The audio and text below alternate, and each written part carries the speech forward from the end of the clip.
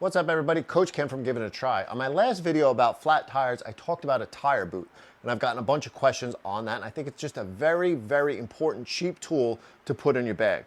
This is it right here. It almost looks like a business card, but it's a very thick piece here. It's like a sticker with a backing on here that will stick inside your tire. And this is the story I tell all the time during my flat tire clinics, and I think it's very important to put it out there to everybody. So much so that I even made this little photograph here to show people during the clinic.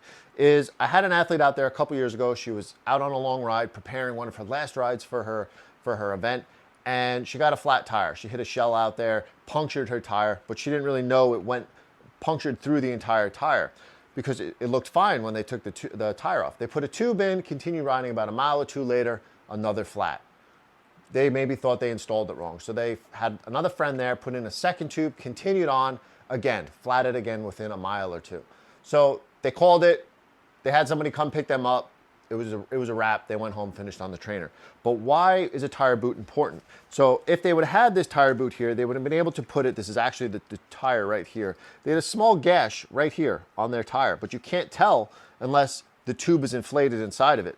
So if they would have had or known what was causing the flat, and that's a big reason during your flat tires. What is causing the flat? You have to fix that reason.